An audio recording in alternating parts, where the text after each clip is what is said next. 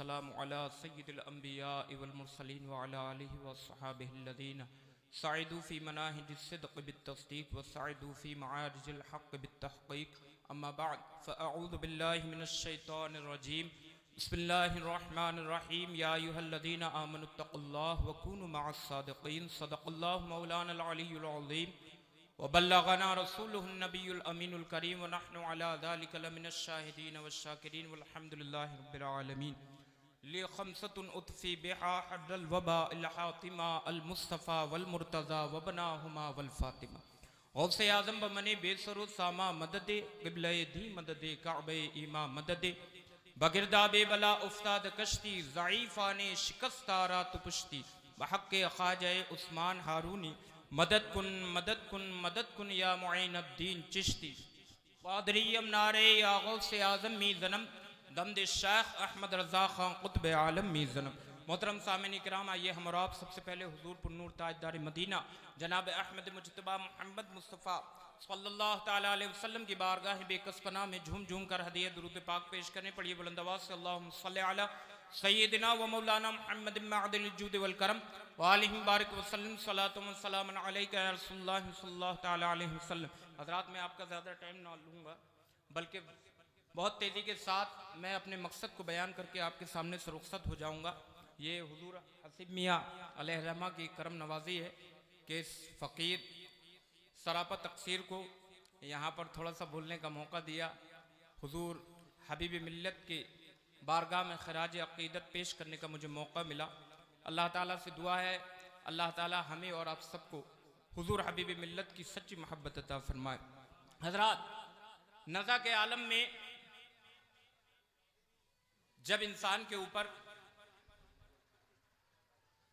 सकरात मौत तारी होती है तो ऐसे वक्त में शैतान उसके पास आकर के खड़ा हो जाता है। इधर हजरत इज़राइल अलैहिस्सलातु वस्सलाम ये इंतजार करते होते हैं कि जैसे ही इसका वक्त हो फौरन इसके जिस्म से रूह को निकाल लिया जाए। उधर उसको इतनी ज्यादा प्यास लगी होती है कि वो प्यास से निढाल होता है, परेशान होता है। ऐसे आलम में शैतान मौके का फायदा उठाने के लिए उसके सामने एक प्याला पेश करता है जो दूध से ज्यादा सफेद, शहद से ज्यादा मीठा होता है, और कहता है मेरी तीन बातों में से एक बात मान ले तो मैं तुझे ये शरबत का प्याला पिला दूंगा। या तो तू हजरत मरियम को खुदा की बीबी कह दे, कहिए माज़अल्लाह, या हजरत ईसा को खुदा का बेटा कह दे, कहिए माज़अल्लाह, या फिर तू मुझे सजदा करके खुदा कह दे, कहिए माज़अल्लाह। ये तीनों ही बातें कुफ्र हैं। अब ईमान वाला अपने ईमान को बचाने की कोशिश करता है, उसकी बातों को नहीं मानता है। शैतान हर तरीके से ऐसे वक्त में इंसान के ईमान पर डाका डालने की कोशिश करता है। अब आइए देखिए, कुरान अज़ीम में एक मर्तबा एक मकाम पर अल्लाह ताला इरशाद फरमाता है, इन्नल्लाह ला यग़फिरु अन युश्रक बिही व यग़फिरु मा दूना ज़ालिका लिमन यशा। अल्लाह ताला कुफ्र और शिर्क को नहीं बख्शेगा, उससे नीचे जो भी गुनाह है अल्लाह की मशीयत पर है, चाहे तो उन्हें बख्शे, चाहे तो इंसान को उनकी सजा दे। यानी अगर कोई शख्स ईमान की हालत में दुनिया से गया तो अगर वो गुनाहगार था तो अल्लाह ताला या तो उससे गुनाहों की सजा देगा या फिर डायरेक्ट अपने फजल से या उसके रसूल पाक की शफाअत से या पीराने एज़ाम की शफाअत से उसको डायरेक्ट जन्नत में दाखिल कर देगा। लेकिन अगर ईमान वाला है तो आखिरकार जन्नत में जरूर जाएगा, जन्नत उसका बाग जरूर बनेगी। अब सुनिए जरा, देखिए नज़ा के आलम में शैतान ये कोशिश करता है कि उसके दिल से ईमान निकाल लिया जाए और हर तरीके से वो पैतरे अपनाता है, हर तरीके से दांव डालता है। अब ये ईमान बचाने की कोशिश करता है। हम तो गुनाहगार लोग हैं, हम तो सियाहकार लोग हैं। बड़े बड़े लोगों को शैतान ने ऐसे मौके पे बहकाने की कोशिश की। उलमा जानते हैं, अल्लामा राज़ी अलैहिर्रहमा अपने वक्त के एक जय्यद आलिम दीन है, ऐसे अजीम आलिम दीन कि जिन्होंने 100 से ज़ायद किताबें लिखी, जिन्होंने मंतिक व फलसफा की बड़ी शानदार गुत्थियां सुलझाई। हजरत अल्लामा राज़ी अलैहिर्रहमा मंतिक व फलसफा के बहुत बड़े इमाम माने जाते हैं। जब उनकी नज़ा का आलम आया तो उस वक्त में भी शैतान आकर के आपके सामने एक सवाल डालता है। अब याद रखें, शैतान नज़ा के आलम में और आम हालात में भी जाहिल को जाहिलाना सवाल डालता है और आलिम के सामने आलिमाना सवाल डालता है। अब हजरत अल्लामा राजी से ये सवाल करना तो बिल्कुल बेजा होता कि खुदा को मुझे सजदा कर दे, खुदा की हजरत मरियम को बीबी कह दे, या माज़अल्लाह हजरत ईसा अलैहिस्सलाम को खुदा का बेटा कह दे। ये बातें तो उनके सामने पेश करना बिल्कुल बेजा थी, लेकिन उनके मेयार के मुताबिक शैतान ने उनके सामने सवाल डाला कि ए राजी खुदा को एक मानते हो? आपने फरमाया हाँ बेशक अल्लाह को मैं एक मानता हूं। हजरत राजी से पूछा कि खुदा को एक मानते हो तो दलील पेश करो। हजरत अल्लामा राजी ने दलील पेश की, शैतान ने उसका जवाब दे के रद्द कर दिया। दूसरी दलील पेश की, उसको भी शैतान ने रद्द कर दिया। तीसरी दलील की, हत्ता के रिवायत में आता है कि 1 नहीं 2 नहीं 10 नहीं 20 नहीं 50 नहीं 100 नहीं, बल्कि हजरत अल्लामा राजी ने अपने दावे पर अल्लाह के वाहिद यकता होने पर आपने 360 दलीलें पेश कर दी, लेकिन उसके बावजूद शैतान ने तमाम को रद्द कर दिया। अब हजरत अल्लामा राजी घबरा गए कि मौला कहीं मेरे ईमान का जनाजा ना निकल जाए, कहीं ऐसे वक्त में मेरे दिल से ईमान ना चला जाए, मेरे दिल से ईमान सल्ब ना हो जाए, जिंदगी भर के किए धरे पे पानी ना फिर जाए। अल्लाह ताला कुरान में इरशाद फरमाता है वक़दिमना इला मा अमिलू मिन अमलिन फजअलनाहु हबाअम मंसूरा। आपने देखा होगा कि रोज़न की धूप में आपको बिखरे हुए जर्रात दिखते हैं, तो जिस तरह इन बिखरे हुए जर्रात की कोई हैसियत नहीं है, इसी तरीके से अल्लाह की बारगाह में काफिर के अमल की कोई हैसियत नहीं है। ईमान है तब पूछा जाएगा कि रोजा रखा कि नहीं, ईमान है तब पूछा जाएगा कि नमाज पढ़ी कि नहीं, ईमान है तब पूछा जाएगा हज ज़कात किया कि नहीं, ईमान है तब पूछा जाएगा कि माँ बाप की खिदमत करी कि नहीं। और अगर ईमान हाथ से चला गया तो ये सब सवाल नहीं किए जाएंगे, बल्कि डायरेक्ट जहन्नम में डाल दिया जाएगा। और खालिदीना फीहा का हुक्म आ चुका कुरान में कि काफिर हमेशा जहन्नम में रहेंगे। अब इमाम राजी अपने ईमान के लिए घबरा रहे हैं। ऐसे वक्त में ताईद गैबी शामिल हाल हुई। अचानक आपके जहन में सवाल आ गया, आपके जहन में ख्याल आ गया पीरो मुर्शिद का। आपके पीरो मुर्शिद का नाम हजरत ख्वाजा नजमुद्दीन कुबरा अलैहिर्रहमा है। खुरासान की पहाड़ी में बैठे हुए वुजू कर रहे थे, साहिब कश्फ वली है, वहीं से देख रहे थे मुरीद की क्या हालत है। उसी दरमियान में वुजू के लोटे से पानी का छींटा मारा, आपके चेहरे पर छींटा पड़ा। आपने यहाँ से पुकारा था या पीरो मुर्शिद अल मदद, उधर से जवाब आया।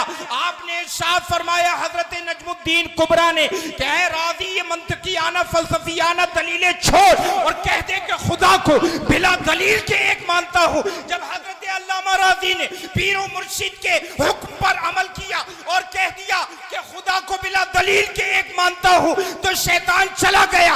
आपकी रूह जब कफ़स उनसरी से परवाज करती है तो ईमान की हालत में आप दुनिया से जाते हैं। आला हजरत फरमाते हैं उन्हें जाना, उन्हें माना, न रखा गैर से काम, लिल्लाहिल हम्द में दुनिया से मुसलमान। अब जरा सोचिए, वाकया सुनाना मकसूद नहीं है, बात जो ज़हन फिक्र में बिठालना चाहता हूँ उसको समझने की कोशिश कीजिए। ईमान की पूंजी सबसे ज्यादा अहम पूंजी है, ईमान की दौलत सबसे बड़ी दौलत है। अब तुमने कुरान अज़ीम में अल्लाह ने इरशाद फरमाया, खुतबा मसनूना में मैंने जो आयत करीमा तिलावत की, अल्लाह ताला इरशाद फरमाता है या अय्युहल्लज़ीना आमनुत्तकुल्लाह व कूनू मअस-सादिकीन, ऐ ईमान वालो अल्लाह से डरो और सच्चों के साथ हो जाओ। आलम तसव्वुर में मैंने रब की बारगाह में सवाल किया, मौला तूने इस आयत के पहले जुज़ में फरमाया आमन ऐ ईमान वालो अल्लाह से डरो। ऐ अल्लाह अगर तेरा खौफ किसी बंदे के दिल में पैदा हो जाए तो फिर चाहे कितनी ठंड क्यों ना हो, ठंडे पानी से वुज़ू करेगा लेकिन फज्र की नमाज नहीं करने देगा। तेरा खौफ अगर किसी के दिल में पैदा हो जाए तो कितनी गर्मी क्यों ना हो लेकिन रोजा ना जाने देगा। तेरा खौफ किसी के दिल में पैदा हो जाए तो खरबों की दौलत क्यों ना हो, 1-1 रुपए का हिसाब लगाएगा लेकिन ज़कात हर हाल में अदा करेगा। अगर तेरा खौफ किसी के दिल में पैदा हो जाए तो चाहे कैसे हालात में घिरा हुआ हो, अगर साहिब इस्तिताअत है हज जरूर करेगा। मौला अगर तेरा खौफ किसी के दिल में पैदा हो गया तो माँ बाप चाहे खूसट बूढ़े क्यों ना हो गए हो लेकिन वो माँ बाप की खिदमत करेगा और तुझे राजी करेगा। मौला जब तेरा खौफ तमाम ही दीनों दुनिया के उमूर को बखूबी अंजाम देने के लिए काफी है तो तूने क्यों फरमाया कि सच्चों के साथ हो जाओ। सवाल क्यों फरमाया सच्चों के साथ हो जाओ? मौला तेरा खौफ तो काफी था, तो अब यही इमाम राजी की जिंदगी से सबक लो। इमाम राजी ने नमाजें भी पढ़ी थी, हज व ज़कात भी किए थे, रोजे भी रखे थे, आपने जिंदगी भर दीन की खिदमत की थी, 100 से ज़ायद किताबें आपने लिखी थी, लेकिन सारे के सारे पे शैतान पानी फेरने की कोशिश कर रहा था। तो उस वक्त में अगर किसी चीज ने आपको बचाया तो वो पीर व मुर्शिद की मदद थी, पीर व मुर्शिद का दामन था, जिसकी बुनियाद पे आपका ईमान बचा।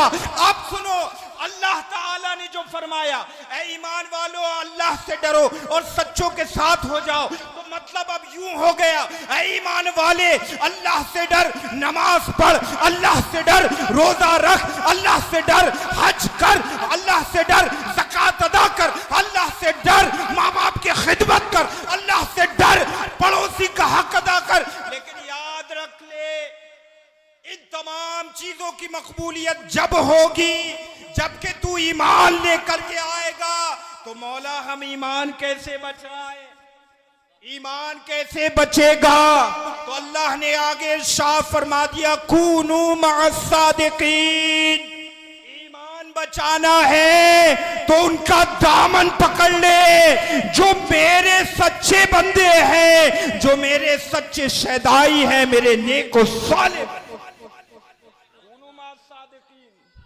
अब जरा देखिए, जब लोगों को ये बात पता लगी कि नमाज रोजा हज व ज़कात के साथ साथ अल्लाह वालों का दामन पकड़ना भी जरूरी है अपनी नैया को पार लगाने के लिए, तो कोई झुंझुने वाले का मुरीद हो गया है? कोई झुंझुने वाले का मुरीद हो गया, कोई इतनी लंबी तस्वीर डालने वाले का मुरीद हो गया। हमने पूछा हजरत कितने दाने? बोले तकरीबन कुछ नहीं तो 200 दाने। हमने पूछा कितनी बार पढ़ लेते हजरत? बोले पढ़ लेता हूं 2000 बार। इतनी लंबी तस्वीर पढ़ी, 200 दाने पढ़ लेते हैं तब कम से कम 2000 बार 24 घंटे में। अल्लाह अकबर कबीरा। आदमी ने देखा अरे बड़ी लंबी तस्वीर हजरत के गले में, फौरन साहब हाथ में हाथ देख के मुरीद, किसी के हाथ में झुंझुना देखा तो मुरीद है। और हमारे औले की सरजमीन पे ये बैठे हुए हैं, मौजूदा वक्त में मैं औले की सरजमीन पे खिदमत अंजाम दे रहा हूँ। तो औले की सरजमीन पे एक पीर साहब है, वो जनाब कहते हैं लोगों को जमा करने के बाद, वो कहते हैं कि लो ये तबर्रुक तुम्हें गौसे आजम की बारगाह से मिला। किसी से कहते हैं लो ये ख्वाजा गरीब नवाज ने तुम्हारे लिए भेजा। अब पब्लिक भी बड़ी इतनी बड़ी हमारी सीधी है कि ये नहीं पूछती कि हजरत आपकी कब बात हुई थी गौसे आजम से, या ख्वाजा गरीब नवाज से आपका किस वक्त कांटेक्ट हुआ, कुछ नहीं। कह दिया पीर साहब ने तो मान लिया, हो सकता है आलम बाला में कोई ना कोई मुलाकात हो गई होगी रात की किसी वक्त में, है? याद रखिए, बेशक नमाज रोजे के साथ अल्लाह वालों का दामन तो पकड़ना है, लेकिन किसका पकड़ना है ये भी समझ लो। हर अरे गहरे नत्थु खैरे के हाथ में हाथ नहीं देना, वरना याद रखना कि जनाब खुद भी डूबेंगे और तुम्हें भी डुबो देंगे। हाथ देना है तो उसके हाथ में हाथ दो जो कि इस लायक हो कि किसी का हाथ अपने हाथ में लेकर के दस्तगीरी कर सके। सुभान अल्लाह। सरकार मुफ्ती आजम हिंद रज़ी अल्लाह ताला की जब जिंदगी पे आप नजर डालेंगे तो सरकार मुफ्ती आजम हिंद रज़ी अल्लाह ताला की जिंदगी एक कामिल पीर और मुर्शिद की सूरत में आपको नजर आए। हजरत अल्लामा जुनैद बगदादी अलैहि रहमा का दौर है। आपके वक्त में बहुत से नाम निहाद सूफी थे और नमाज नहीं पढ़ते थे। जब उनके मुरीद पूछते हजरत उलमा इकराम और मौलाना हजरात तो नमाज पढ़ते हैं लेकिन आप नमाज नहीं पढ़ते, आप पीर कैसे बन गए, आप अल्लाह के वली कैसे हो गए?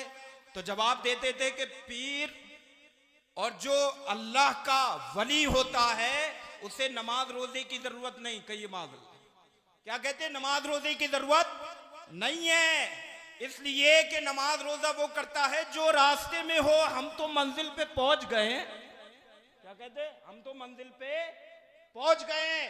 जब हम मंजिल पे पहुंच गए तो अब हमें शरीयत के ऊपर अमल करने की जरूरत नहीं है।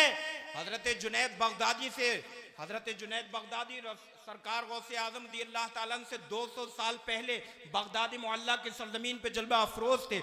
आपका लक़ब है सैयदुत ताइफा, अपने वक्त के औलिया इकराम के सरदार हैं। हजरत जुनैद बगदादी से लोगों ने आकर सवाल किया कि हजरत फला पीर साहब कहते हैं नमाज रोजे की हमें जरूरत नहीं, हम तो मंजिल पर पहुंच गए हैं। नमाज रोजे की जरूरत तो इन मौलवियों को है, इन मौलाना लोगों को है, इसलिए कि ये रास्ते में है, मंजिल पे नहीं पहुंचे। हम मंजिल पे पहुंच गए हैं, लिहाजा हमें शरीयत पे चलने की जरूरत नहीं। तो हजरत जुनैद बगदादी ने बरजस्ता इरशाद फरमाया, सदकू लक़द वसलू वलाकिन इला ऐन इलन्ना। उन्होंने सच कहा, वो पहुंच गए, लेकिन कहा जहन्नम में पहुंचे।